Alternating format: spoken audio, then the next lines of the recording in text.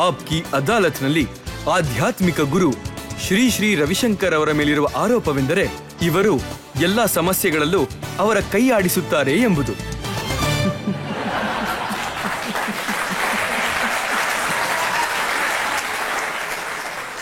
ನಾನು ಕೇಳ್ಪಟ್ಟೆ ಜಗಳ ಎಲ್ಲಾದ್ರೂ ಆಗ್ಲಿ, ಅದು ಕೊಲಂಬಿಯಾ ಆಗಿರ್ಲಿ ಅಥವಾ ಕಾಂಬೋಡಿಯಾ ಆಗಿರ್ಲಿ ಅಥವಾ ವೆನಿಜುವೆಲಾದಲ್ಲಾಗ್ಲಿ, ಶ್ರೀ ಶ್ರೀ ರವಿಶಂಕರ್ ಅಲ್ಲಿಗೆ ಖಂಡಿತ ಹೋಗ್ತಾರೆ. ಒಬ್ರ ಮನೆಗ್ ಬೆಂಕಿ ಹತ್ಕೊಂಡಿದ್ರೆ ಅವ್ರೇನಾದ್ರೂ ಇನ್ವಿಟೇಷನ್ ಕಳಿಸ್ತಾರ, ಬಂದು ಬೆಂಕಿ ಆರಿಸಿ ಅಂತ? ಮತ್ ನಾವು ಮನೇಲಿ ಕೂತ್ಕೊಂಡು ಇನ್ವೈಟ್ ಮಾಡ್ಲಿ ಅಂತ ಕಾಯೋರು ಅಲ್ವಲ್ಲ ನಾವು. ಎಲ್ಲಿ ಬೆಂಕಿ ಹತ್ಕೋತೋ ಇಡೀ ಜಗತ್ತು ನಮ್ಮ ಮನೇನೆ ತಾನೆ. ಬೆಂಕಿ ಹತ್ತಿದ ಕಡೆ ಅಂದ್ರೆ ಮನುಷ್ಯರ ಕರ್ತವ್ಯ ಅದು.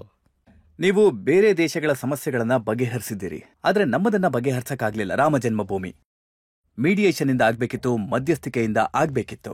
ನೀವದನ್ನ ಮಾಡಕ್ಕಾಗ್ಲಿಲ್ಲ. ನಿಮ್ಗೆ ಹಾಗನ್ಸತ್ತಾ?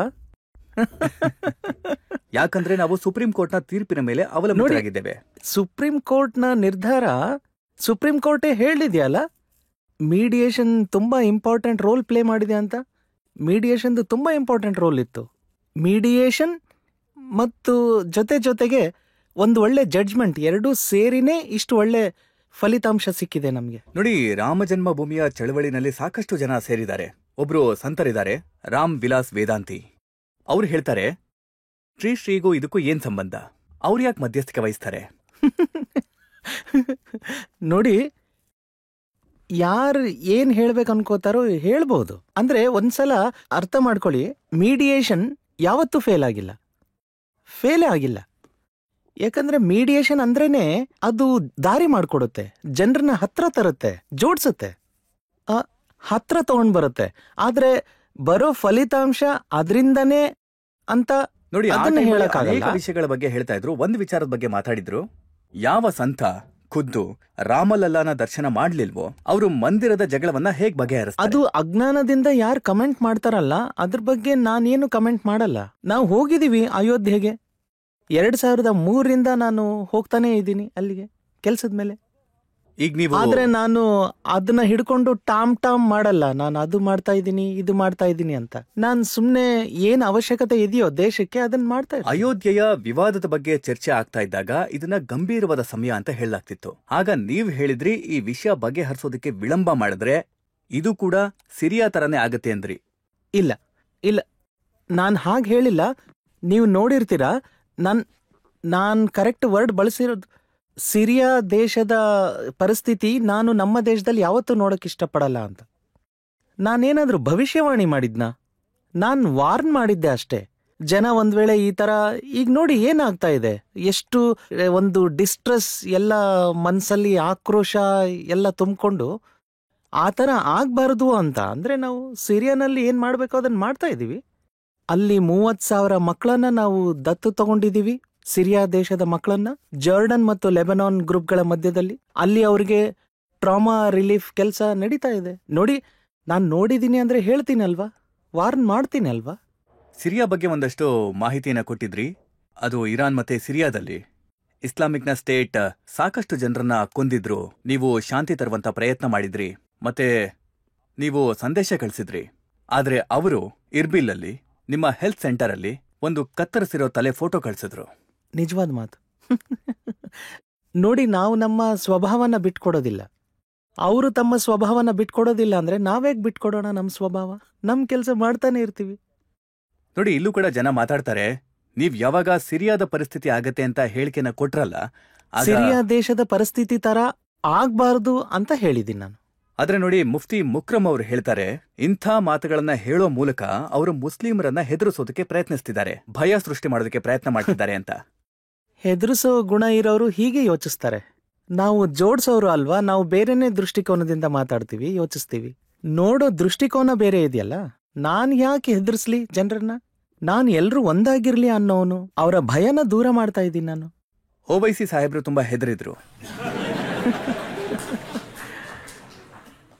ಅವ್ರು ಹೇಳಿದ್ರು, ಹೇಗನ್ಸುತ್ತೆ ಅಂತಂದ್ರೆ ರವಿಶಂಕರ್ ಅವರು ಕಾನೂನಿಗಿಂತ ಮೇಲಿದ್ದಾರೆ ಅನ್ನೋ ಹಾಗೆ ಕಾಣ್ತಿದೆ. ಮತ್ತೆ ಇದು ಎಷ್ಟೊಂದ್ ಜನರಿಗೆ ಭಯ ಅಂತೂ ಆಯ್ತು. ಅಂದ್ರೆ ಎಷ್ಟೋ ಜನರ ವ್ಯಾಪಾರ ಏನ್ ನಡೀತಾ ಇತ್ತಲ್ಲ, ಅಂದ್ರೆ ಎಲ್ಲಾದ್ರೂ ಕಾನ್ಫ್ಲಿಕ್ಟ್, ಏನಾದ್ರೂ ಗಲಾಟೆ ನಡೆದಾಗ ಅದ್ರ ಲಾಭ ತಗೊಳ್ಳೋದಕ್ಕೆ ತುಂಬಾ ಜನ ಕೂತಿರ್ತಾರಲ್ಲ. ಹಾಗಾಗಿ ಯಾರ್ಯಾರು ಬಿಸ್ನೆಸ್ ನಡೀತಾ ಇತ್ತಲ್ಲ ಈ ಸಂಘರ್ಷಗಳನ್ನೆಲ್ಲ ಹಿಡ್ಕೊಂಡು, ಅವ್ರಿಗೆ ಹೆದರಿಕೆ ಆಗುತ್ತೆ. ಯಾವ ಸಮಸ್ಯೆಯನ್ನ ಸುಪ್ರೀಂ ಕೋರ್ಟ್ ಬಗೆಹರಿಸೋದಕ್ಕೆ ಹೊರಟಿತ್ತೋ ಮತ್ತೆ ಯಾವ್ದ್ರಲ್ಲಿ ಸರ್ಕಾರ ಪಾತ್ರ ವಹಿಸಬಹುದಾಗಿತ್ತೋ ಅದಕ್ಕೆ ಯಾಕೆ ಕೈ ಹಾಕಿದ್ರಿ?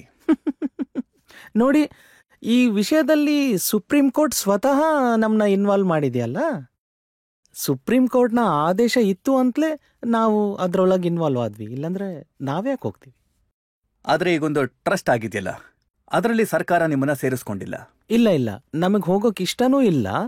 ಯಾಕಂದ್ರೆ ನಾವು ಮೀಡಿಯೇಷನ್ ಅಲ್ಲಿ ಇರುವಾಗ ಅದು ಮಾತ್ರ ಚೆನ್ನಾಗಿತ್ತು. ಅದಕ್ಕಿಂತ ಮುಂದೆ ನಾವು ಹೋಗೋಕೆ ಇಷ್ಟನೂ ಪಡಲ್ಲ, ನನಗಿಷ್ಟನೂ ಇಲ್ಲ ಹೋಗೋಕೆ. ನಿಮ್ಮ ಆಸಕ್ತಿ ಇದ್ದದ್ದು ವಿವಾದನ ಬಗೆಹರಿಸೋದ್ರಲ್ಲಿ ಮಾತ್ರ.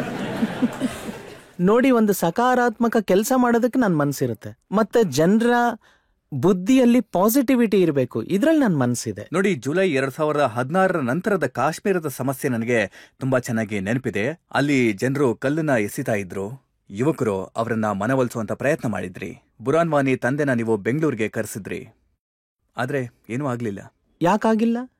ಇಷ್ಟು ಒಳ್ಳೆ ರೆವೆನ್ಯೂ ಜನರೇಟ್ ಆಯ್ತು, ಜನರ ಮಧ್ಯೆ ಮೈತ್ರಿ ಭಾವನೆ ಮೂಡ್ತು. ಅದಾದ್ಮೇಲೆ ಸಾವಿರಾರು ಸಂಖ್ಯೆಯಲ್ಲಿ ಕಾಶ್ಮೀರಿ ಯುವ ಜನತೆ ಯೋಗ ಮಾಡಕ್ ಶುರು ಮಾಡಿದ್ರು, ಸ್ಕಿಲ್ ಡೆವಲಪ್ಮೆಂಟ್ ಅಲ್ಲಿ ಇಂಟ್ರೆಸ್ಟ್ ತೋರ್ಸಕ್ ಶುರು ಮಾಡಿದ್ರು, ಮತ್ತು ದೇಶದ ಕಡೆ ಅವರ ಭಾವನೆ ಇನ್ನೂ ಬಲವಾಗಕ್ ಶುರುವಾಯ್ತು. ಆಮೇಲೆ ಇದೆಲ್ಲ ಆಗಿದೆ, ಸಕಾರಾತ್ಮಕ ಕೆಲಸ ಆಗಿದೆ ಎಲ್ಲ. ಆದ್ರೆ ಸರ್ಕಾರ ಆರ್ಟಿಕಲ್ 370ನ ತೆಗೆದು ಹಾಕಿದಾಗ ಆನಂತರದಲ್ಲಿ ಸಾಕಷ್ಟು ವಿಚಾರಗಳನ್ನ ಮಾತಾಡಿದ್ರು. ಉದ್ವಿಗ್ನತೆ ಆಗತ್ತೆ, ಭಾರತದ ಧ್ವಜವನ್ನ ಎತ್ತೋರು ಕೂಡ ಯಾರೂ ಇರೋದಿಲ್ಲ. ಅಯ್ಯೋ ಇಲ್ಲ, ಆ ಥರ ಏನಿಲ್ಲ. ಈಗ ನೋಡಿ, ಯಾವ ಭೂಮಿ 5 ಲಕ್ಷಕ್ಕೆ ಮಾರಾಟ ಆಗ್ತಾ ಇತ್ತೋ ಈಗ ಜನ ಅದನ್ನ 15 ಲಕ್ಷಕ್ಕೆ ಮಾರ್ತಾ ಇದ್ದಾರೆ. ಜನರಿಗೆ ಖುಷಿ ಇದೆ, ಅವರ ಜಮೀನಿನ ಬೆಲೆ ಹೆಚ್ಚಾಗಿದೆ. ಈ ಕಮ್ಯುನಿಕೇಶನ್ ಗ್ಯಾಪ್ ಏನಾದ್ರೂ ಆದಾಗ, ಈ ಸಂಪರ್ಕ ಸರಿಯಾಗಿ ಆಗ್ಲಿಲ್ಲ ಅಂದ್ರೆ ಜನರ ಮಧ್ಯೆ, ಅವಾಗ ಈ ಒಳ್ಳೆ ವಿಷಯಗಳು ಕೂಡ ಅವರಿಗೆ ಕೆಟ್ಟದು ಅನ್ಸಕ್ ಶುರುವಾಗುತ್ತೆ. ಅದಕ್ಕೆ ಒಂದು ಸಂಪರ್ಕದ ಸಾಧನೆ ಬಹಳ ಮುಖ್ಯ. ಅದು ಸರ್ಕಾರ ಮಾಡೋಕ್ಕಾಗಲ್ಲ. ಅದನ್ನ ಮಾಡ್ಬೇಕಂದ್ರೆ ಪ್ರಜೆಗಳು ಮಾಡಬೇಕು, ಧರ್ಮಗುರುಗಳು ಮಾಡಬೇಕು, NGOಗಳು ಮಾಡಬೇಕು, ಅವ್ರು ಮಾಡಬೇಕು. NGOಗಳ ಕೆಲಸ ಬರೀ ಬಟ್ಟೆ ಹಂಚೋದು, ದುಡ್ಡು ಹಂಚೋದು, ಸ್ಕೂಲ್ ನಡೆಸೋದು ಅದು ಮಾತ್ರ ಅಲ್ಲ. ಬ್ರಿಡ್ಜ್ ಆಗ್ಬೇಕು, ಅವರು ಸೇತುವೆ ಆಗ್ಬೇಕು. ಆ ತರ ಕೆಲಸ ನೀವು ಸಂಪರ್ಕದಲ್ಲಿದ್ದೀರಾ ಕಾಶ್ಮೀರದ ಜನತೆ ಜೊತೆಗೆ? ಅಲ್ಲಿ ಯಾರು? ಖಂಡಿತ ಇದೆ. ಕಾಶ್ಮೀರಲ್ಲಿ ಇವತ್ತು ನಮ್ಮ 15 ಸ್ಕಿಲ್ ಡೆವಲಪ್ಮೆಂಟ್ ಇನ್ಸ್ಟಿಟ್ಯೂಟ್ಸ್ ನಡೀತಾ ಇದ್ದಾವೆ, ಮತ್ತು ಸಾವಿರಾರು ಯುವ ಜನತೆ ಅಲ್ಲಿ ಅದರಲ್ಲಿ ಟ್ರೈನಿಂಗ್ ಎಲ್ಲ ತಗೋತಾ ಇದ್ದಾರೆ. ಈಗ ರೀಸೆಂಟ್ ಆಗಿ 500 ಜನ ಸ್ಟೂಡೆಂಟ್ಸ್ ತಮ್ಮ ಕಾಲೇಜಲ್ಲಿ ಶಿಬಿರ ಮಾಡಿದ್ದಾರೆ. ಇದು ಕೆಲಸ ಆಗ್ತಾ ಇದೆ. ಹಾಗಾದ್ರೆ ಅಲ್ಲಿ ಪರಿಸ್ಥಿತಿ ಬಗ್ಗೆ ಫೀಡ್ಬ್ಯಾಕ್ ಏನಿದೆ? ಸರ್ಕಾರ ಅಂತೂ ತುಂಬಾ ಒಳ್ಳೆ ಮಾತುಗಳನ್ನ ಆಡುತ್ತೆ. ನೋಡಿ, ಜನರ ಮನಸ್ಸಲ್ಲಿ ಒಂದು ಗಾಯ ಆಗಿ ಉಳಿದ್ಬಿಡುತ್ತೆ. ಆ ಗಾಯದ ಮೇಲೆ ಮುಲಾಮ್ ಹಚ್ಚೋದು ಇದೆಯಲ್ಲ. ಈಗ ಒಬ್ಬ ವ್ಯಕ್ತಿ ಈ ತರ ವ್ಯವಹಾರ ಮಾಡ್ತಿದ್ದಾನೆ, ಕ್ರೋಧದಲ್ಲಿದ್ದಾನೆ, ಕೋಪದಲ್ಲಿದ್ದಾನೆ, ಅಥವಾ ಬೇಸರದಲ್ಲಿದ್ದಾನೆ ಅಂದ್ರೆ ಅದರ ಹಿಂದೆ ನೋವಿದೆ, ಕಾರಣಗಳಿರುತ್ತೆ. ಅದನ್ಯಾರೂ ತಲುಪೋದಿಲ್ಲ. ಅವನೇನಾದ್ರೂ ಬೈತಾ ಇದ್ದಾನೆ, ಬೈಗಳ ಅಂದ್ರೆ ಅದ್ರ ಹಿಂದೆ ನಾವು ಆ ಶಬ್ದಗಳನ್ನ ನೋಡಬಾರ್ದು. ಅದ್ರ ಹಿಂದೆ ಆ ಮನಸ್ಸಿನಲ್ಲಿ ನೋವು ಏನಿದೆ ಅದ್ರ ಬಗ್ಗೆ ನಾವು ಗಮನ ಹರಿಸ್ಬೇಕು. ಅದರಿಂದ ತುಂಬಾ ವ್ಯತ್ಯಾಸ ಆಗುತ್ತೆ ಸರ್. ವ್ಯಕ್ತಿಗಳು ಬದಲಾಗ್ಬಿಡ್ತಾರೆ. ಯಾವಾಗ ನಾವು ಒಂದು ನಮ್ಮತನ ಅನ್ನೋ ವಾತಾವರಣ ಸೃಷ್ಟಿ ಮಾಡ್ತೀವೋ ಜನ ಬದಲಾಗ್ಬಿಡ್ತಾರೆ, ವ್ಯವಹಾರ ಬದಲಾಗುತ್ತೆ. ನೀವು ನಕ್ಸಲ್ವಾದದ ವಿರುದ್ಧ ಕೂಡ ಕೆಲಸ ಮಾಡೋದಕ್ಕೆ ಪ್ರಯತ್ನ ಮಾಡಿದ್ರಿ. ಮತ್ತೆ ಸೆಪ್ಟೆಂಬರ್ 2015ರಲ್ಲಿ ನೀವು ಹೇಳಿದ್ರಿ ಮಧ್ಯಸ್ಥಿಕೆನ ವಹಿಸಬಹುದು, ನಕ್ಸಲಿಸಂ ಬಗ್ಗೆ ಮಾತಾಡಬಹುದು ಅಂತ. ಆಗಿದ್ದಂತ ಹೋಮ್ ಮಿನಿಸ್ಟರ್ ಚಿದಂಬರ್ ಸಾಹೇಬ್ರು ಹೇಳ್ತಾರೆ, ನೀವ್ಯಾರು ಮಧ್ಯಸ್ಥಿಕೆ ವಹಿಸೋದಕ್ಕೆ, ಇದು ಸರ್ಕಾರದ ಕೆಲಸ, ಸರ್ಕಾರ ಮಾಡುತ್ತೆ ಅಂತ ಹೇಳಿದ್ರು. ಹೌದು, ಅವರ ನಡವಳಿಕೆ ಹಾಗೆ ಇತ್ತು. ಆದ್ರೆ ನಾವು ನಮ್ಮ ಕೆಲಸ ಮಾಡ್ತಾ ಹೋದ್ವಿ. ನೋಡಿ, ಈ ತರ ಕಾನ್ಫ್ಲಿಕ್ಟ್ಸ್ನ ಯಾರಾದ್ರೂ ಸಾಲ್ವ್ ಮಾಡಕ್ ಹೋದಾಗ ಏನ್ ಯೋಚಿಸ್ತಾರೆ ಅಂದ್ರೆ, ಕ್ರೆಡಿಟ್ ಎಲ್ಲ ಇವನ್ ತಗೊಂಡ್ಬಿಟ್ರೆ, ಇದ್ರ ಯಶಸ್ಸು ಅವನ್ ತಗೊಂಡೋಗ್ಬಿಟ್ರೆ. ಸೊ ಇದು ಒಂದು ಯೋಚನೆಯಲ್ಲಿ ಒಂದು ಸಣ್ಣತನ ಇದು. ಸೊ ನಾವು ದೃಷ್ಟಿ ವಿಶಾಲವಾಗಿ ಮಾಡಿಕೊಂಡಾಗ ಈ ಚಿಕ್ಕತನದಿಂದ ಚಿಕ್ಕ ವಿಷಯದಲ್ಲಿ ಕೆಲಸನ ಹಾಳು ಮಾಡೋದೆಲ್ಲ ಕಮ್ಮಿ ಆಗುತ್ತೆ, ಆ ಪ್ರವೃತ್ತಿ ಎಲ್ಲ ನಿಂತೋಗುತ್ತೆ. ನಿಮ್ಮ ಗ್ರಹಿಕೆ ಸರಿಯಾಗಿದೆ. ರಾಮ ಮಂದಿರದ ವಿಚಾರದಲ್ಲಿ ನಿಮ್ಮ ಮಧ್ಯಸ್ಥಿಕೆ ಯಶಸ್ವಿಯಾಗಬಾರದು, ನಿಮಗೆ ಕ್ರೆಡಿಟ್ ಸಿಗಬಾರದು ಅನ್ನೋದು ಅದರ ಉದ್ದೇಶ ಆಗಿತ್ತು. ಇರ್ಬೋದು. ಮತ್ತೆ ನೀವು ನಕ್ಸಲೀಯರ ಮನಸ್ಸನ್ನ ಬದಲಾಯಿಸಬಹುದು ಅಂತ ಈ ಸರ್ಕಾರಕ್ಕೂ ಕೂಡ ಹೇಳಿದ್ರಿ. ಅವ್ರು ಬದಲಾಗ್ತಿದ್ದಾರೆ. ನನಗೆ ಸರ್ಕಾರದ ಅವಶ್ಯಕತೆ ಇಲ್ಲ ಈ ಕೆಲಸ ಮಾಡೋದಕ್ಕೆ. ಇನ್ಫ್ಯಾಕ್ಟ್ ಸರ್ಕಾರದ ಜೊತೆ ಸೇರ್ಕೊಂಡು ಈ ಕೆಲಸ ಮಾಡೋದಕ್ಕೆ ತೊಂದರೆ ಆಗುತ್ತೆ.